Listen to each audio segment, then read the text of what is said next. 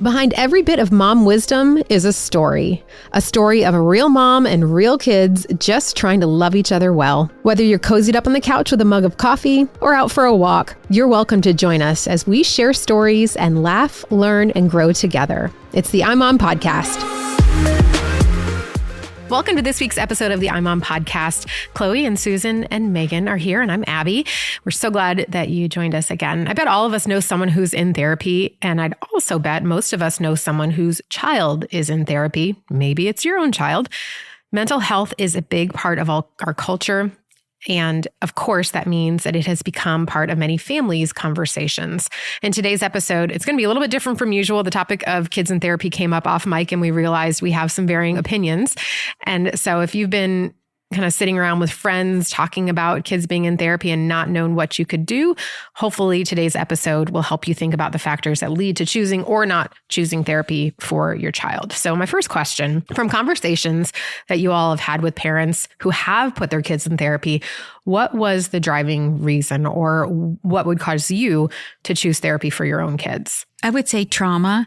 In a child's life, we definitely had our kids in therapy, our adopted kids, right away. We adopted them, and attachment therapy, regular therapy, lots of therapy. I had a friend who was having some impulse behavioral issues. He's little, and so he's been going through some behavioral therapy. Mm-hmm. I have a few friends actually who have their kids in therapy. One of them, her daughter has severe anxiety. Another one whose son has behavioral issues.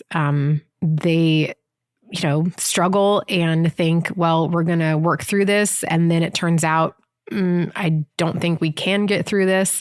And they, feel like they were kind of at the end of their rope and their ability to come up with solutions. And so that's why they chose it. I think, I have some mental illness in my family. So I think if I see any potential signs of that in my kids, obviously I want to have conversations with them first. But if it's something that I don't feel equipped to handle, I want to bring a therapist in. Mm-hmm.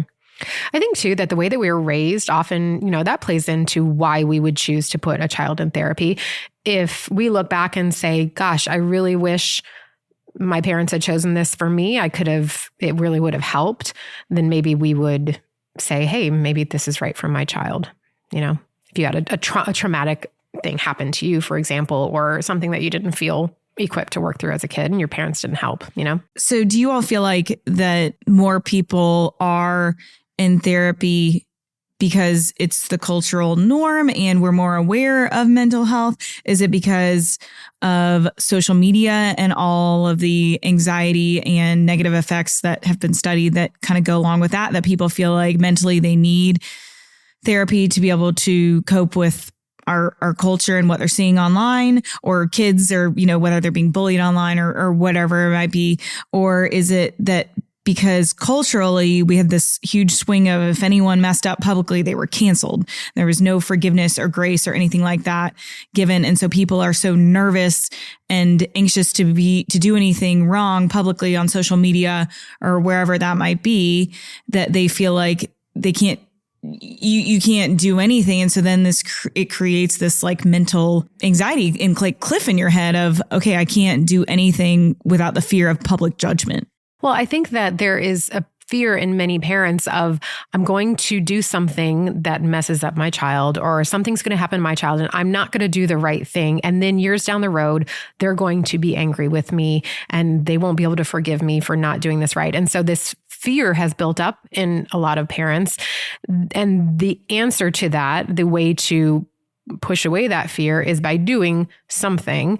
And so they say, well, at least if I can get my child in therapy, then it looks like I'm doing something to help, mm-hmm. or I am doing something to help. Mm-hmm. Do you know what I'm saying? Like yeah, you're taking some sort of action to rectify whatever the behavior is. Whether it's right or wrong, you feel like you're doing something. And I think my thought on that is like, do we as parents not feel equipped enough to be able to help them with that on their own without hiring an outside professional? Or is it just such the norm that we and our kids go to therapy and have to pay an expert to help us with whatever it is? Yeah, it's a struggle, I think, because we're trying to push all children into this one norm basket. And they're children, and children grow at different rates, mature at different rates, act differently. And so sometimes time and experience is the greatest teacher. Now, if you have stuff really serious, like Chloe mentioned, she has mental illness in her family, she's looking for those kind of things, then yeah, or trauma, like in my adopted kids, they had trauma. We needed to deal with that. But when it's behavioral and is normal kids stuff just not normal kid stuff anymore? And we're taking them to therapy to work it out instead of letting life work it out. Yeah. Well, and here's my other thought too, is like, I've gotten like calls and notes home from school about like a situation that happened at school. And I literally couldn't even figure out what the problem was. I was like, why are you emailing me about this? Like, what was I don't even see what the problem with this was. And then I started thinking, do you have some sort of like legal liability to report this to me? And that's the problem. Maybe. But then I'm like, shoot, if there actually is something that was a big issue that I needed to deal with, I feel like I'm just getting notes about this dumbest stuff that happens. And I'm like, well, how do I know if it's a big deal so-and-so or not? Yeah, I'm like, deal with it. Like, put him in time out. You're the adult there at school. Like, so I'm kind of, are we making a bigger deal out of things that are not a big deal? Well, I think that we get so much information through Instagram and TikTok and these influencers and doctors who are giving us little tidbits of information that we kind of feel like amateur psychologists. And then we worry that our kids have something wrong. Yeah. And, maybe legitimately they do need to be in therapy, but no matter what, we are all very aware of all the things. Whereas, maybe 25, 30 years ago, a mom may not have known really what anxiety was. We probably did not say anxiety nearly as much as we do now. But I'm wondering, is it wrong to err on the side of caution? So maybe we do overthink it, but what's the harm? I was just going to say that I was on TikTok yesterday and this gal who's just sitting in her bed making a video was like, do you rush to tell people good news before you process it yourself? You're probably, and then she like lists this diagnosis. I'm like, gosh. oh my gosh. Like maybe you're just excited and you want to share it with your friends. Yeah. Yeah. But to your point, that's a great point, because I feel like we're so aware of everyone's situation and you're like, oh, I don't even know if I can share this good news because my friend is struggling with that and I don't want to offend them. And so it's just, you're constantly like walking on eggshells of like, how is this mentally going to affect every single person in my sphere of relationships? But then also too, I was thinking this the other day, I was like super excited that a new Disney movie is coming out because I'm so sick of watching all the old ones on Disney Plus. And I was like, oh, Inside Out 2 is coming out. But I was like, oh, great. The new character is anxiety. I'm going to be teaching my 5-year-old about anxiety. So sometimes knowledge is power. And sometimes power in the hands of a child is not a good thing. I think, and I will say this, I have a child that sometimes used what they learned as an excuse because they had all the verbiage for what it was. Well, I am blah, blah, blah, blah, blah. Well, that's okay. But we still have the standard. And sorry, your behavior has to live up to the standard. I don't care if you are. My dad said this to me one time. My dad's parents were immigrants and he was the first in his family to go to college and became a very successful banker. And he said, gosh, if I'd been born today, I wouldn't have accomplished half I would have accomplished because they would have probably over-medicated me for ADD because I'm sure I am. Mm. But, ADD can be a gift too. And it can take your mind in places that, in creativity that other people can't. So now, extremes of everything. Yes, medication can help. Yes, therapy can help.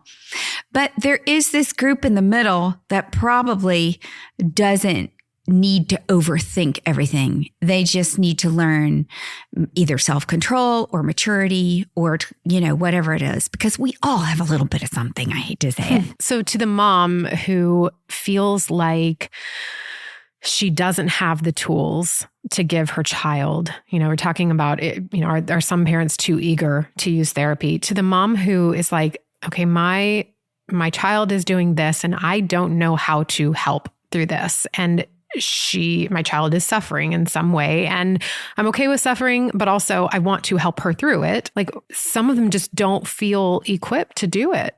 I would say first and foremost that mom needs to go to therapy, because the reality is her child may go to therapy 1 hour a week is not going to change a child's behavior. Well, it's going to give them tools though. And I don't think most therapists are going to go, all right, kid, here's your stuff. And sorry, mom, you don't need to be involved. I mean, they're going to somehow involve the mom parent. probably needs some coaching so she feels more confident and not fearful, for sure. So I sometimes think that therapy for the parent is almost better for consistency than the child, because it's so expensive. How many parents can afford for their children to go to counseling or therapy every week? And to change a child's behavior, you have to, I've been through it with my kids. You have to go very regularly, and then you have to reinforce it at home. So the reinforcement at home is a bigger part than the hour in therapy. Well, it's a moot point if you're doing it in therapy and then you go home and it's not being reinforced. Right. Because unless the child's older. If the child's much older, then they're starting to own their own stuff. But still,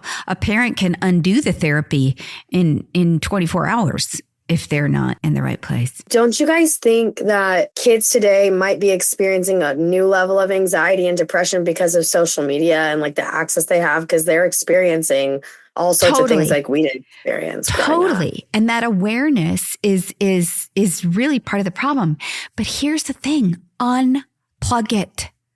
If your child is suffering from anxiety because of social media, why would you let them be on social media? Every mom. We have a choice here. Every mom should read The Anxious Generation. I've said it on multiple podcasts now, but Anxious Generation is a must read for anyone parenting a child currently and beyond.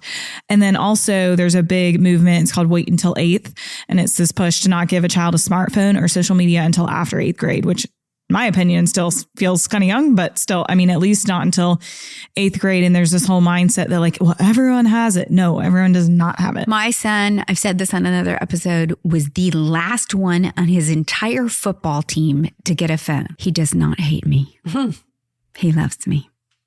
And he's almost 30 years old. I wish someone would take away my social media. You can take away your social media. If I had better self-control. But I do agree, Chloe.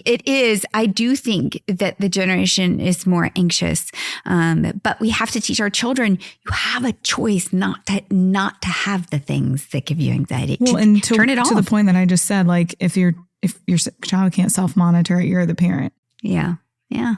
I was reading an article where they were quoting a clinical psychologist. Her name is Judith Locke. She identified what was called a new breed of therapized children who have been created by parents' desire to make their children happy. They're overly involved in their kids' lives. The parents are constantly trying to solve their problems and harbor unrealistic expectations of their potential. That's what she's arguing.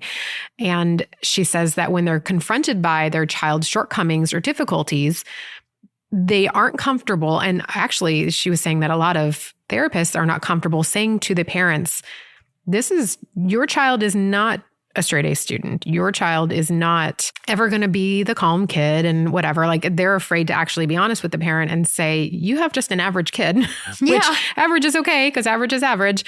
And so, they seek these clinical diagnoses. I do think, and again, my brain always comes back to like, is it really wrong to err on the side of caution? But I do think that some parents can't accept suffering for their child and can't accept anything less than an overachiever. And so they put them in therapy, And how does that make the child feel? Does that breed low self-esteem? Yeah, I have to go to therapy because I'm not living up to my mom's expectations. Or I can't do it unless I'm medicated. Yeah. Or in therapy. I don't know. I mean, I came really close I was looking for a counselor for one of my kids last year. And I did think about it. I was like, is this going to send him a message that he needs to be in therapy? And what my husband was saying to me, he's like, we all need tools. We all need help to get through things. And right now you have tried and your heart is telling you that this child needs more, and I was seeing him crying, which is okay. I'm okay with crying, but I was seeing him crying and trying to smile through the tears and like try to show me, no, I'm okay, Mom. Like he was like smile, like forcing a smile as the tears were running down his face. And that to me like broke my heart. So like to the mom who is listening and is like, I hear you. And I don't want a generation of kids that are shoved in therapy, but oh my gosh, this is breaking my heart and I don't know what to do. Well, and I think that's okay. You get a point. All my kids have been in therapy. My husband and I have gone to marriage counselors. I mean, so I think there is a season.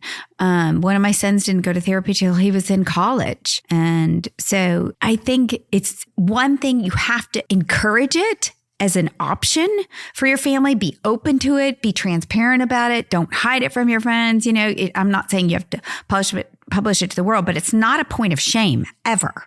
Right. On the other hand, it's an expense, and knowing is this just a season my child is working through? Is this a bad? Man, that's a hard season to be in, though. Yeah, like, it is a hard season. I agree with you. I totally see what you're saying because my son did kind of get past it. Yes, but when you're in it, you're like, oh my gosh, in 30 years, is he going to be experiencing some type of permanent scarring? And I always pray, God, show me what I need to see. Direct my path, and if you're wrestling with it and you've prayed about it and you can't get peace, then therapy is not going to hurt. Now, I will say this, do your homework on your therapist because it can hurt if you have the wrong one. And if you see your child reacting in any way, I mean, one of our sons was in therapy and had to go to a psychiatrist and was put on a medication. It was very bad for him and had very bad results. And he had immediately come off and it was an emergency. And so you just have to be careful because you don't know how a young child is he was 11 at the time. You don't know how a child's going to react to medication.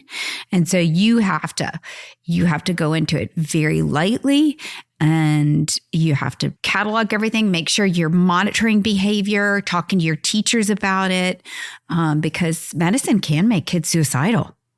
So I have a question. When you put a child in therapy, like how much access do you get to the therapist? Because like I've had good therapists and I've had bad therapists. No. I sat in. I think if you put your child in therapy, you should be allowed to sit in. And not always, you may feel comfortable at times not, but for the most part, really little child, I wouldn't leave them alone. I think even an older child, you have access to their files. I don't know how specific the person has to be when they're taking notes, but you do have access to the child's files, I believe. Okay. No, you have to. Yes, because you're legally responsible for the child. Yeah. I was seeing a therapist for an eating disorder, and he was giving me all the details about his restrictive diet and his physique competition. It was horrible. What? Well, he just sounds like not very smart person. I reported him. I was like, this is ridiculous. The value was that I had the consciousness and like experience in therapy. I'd seen enough therapists and they're like, you're talking about yourself a lot. This feels like a red flag. And then he said he started talking more in detail about his own stuff. And I was like, you have issues. You should not be giving me advice. Well, and I don't know if it's so much as like, what does a good versus bad look like? I think it's more of kids can take those tools and turn them into weapons. Kids are so manipulative. They really are. Most of them. Because like that doesn't mean the therapist was bad. They gave them the tools. The child just chose to weaponize them. Yes. Another psychologist in that article on bonsai parenting that I was talking about, she said that parenting was a careful balance between anticipating your child's problems and letting them experience problems in a way that builds resilience. And I know that is something we've talked about a lot, like seeing that your child might be struggling with something or is going to struggle and not saving them from it. Yeah. And that's really where I struggle because my oldest is at the age now where he can kind of try things, figure it out on his own, figure out how to get through it. A, I don't like seeing him struggle like we talked about earlier. But then B, if it is something behavioral or where it affects, another kid or if the teacher says he's acting out or whatever it might be, I feel like I have to prove to them that we are working on it and that I'm working on it with them. And it's not going to be an overnight change. And I think that's a little bit of I don't know if that's a cultural shift because I can't speak to Susan, your generation of parenting, but did you all feel like you had to prove that you were working on these issues with your kids, or people just assumed good intentions? They assumed you were working on it. Or didn't expect perfect kids. So with my biological kids, you guys were so not easy, but we worked through things. I watched things, I'd see things in you and we'd address it. With our adopted kids, they did really struggle and they had a lot of trauma. And so what I found is because everybody had known that we adopted them from Russia and everything, people thought they could parent them better. So they were just, let me have them for the day. I'll work it out, so that just drove me nuts. Mm-hmm. But even with the 3 biological, did you ever feel like you had to give a report to the teacher of how you were rectifying the behavior of the child that misbehaved or No, because they knew we were working on it. Because normally if that you misbehave in class, I made you write an apology note to your teacher and hand deliver it to her in front of my eyes. So the teacher knew we were working on it, and teachers appreciated that. They appreciate that the child, there's the child sees, I have a connection with your parents, Megan, and we both know you're doing this and we're both working on you and you're not going to get away with it. Right. I think it's more like in front of my friends that I feel the need to speak up and say, oh, well, I have a friend whose son is not a great reader. He's always struggled and she's had him in reading coaching and stuff like that. And she's like, you know what? We're just working on graduating. We're not going to try to be the top of the class. Yes. If we can graduate, then it is a win. But I think that so many people feel that pressure to fix their kids and feel desperate to do that. It's just so much judgment from other people. And it's hard. Yeah. And I think to your point earlier, they're half baked. We're expecting to present this fully finished product of a human. And they're however old they are. I mean, they're under 18. And remember, I can promise you this. They're not going to be like you. I have 5. They're not going to be like you. So your vision for them and your expectation of who they are is actually going to stunt them if you don't let go of it and just ponder and wonder at what they are becoming instead of what they're not becoming. Mm-hmm. And that is the beauty of watching kids grow, is they just grow in a way you never expected. And so we just shouldn't expect. And then we wouldn't be so frustrated and embarrassed when they did things that are outside of our expectation for them. So what would you guys say to a friend who came to you and was talking about something with her child and is considering therapy and is like, what do you guys think? Well, I don't want to ever imagine that I understand our situation, so I cannot judge. So I would say, oh my goodness, I'm going to pray about that for you.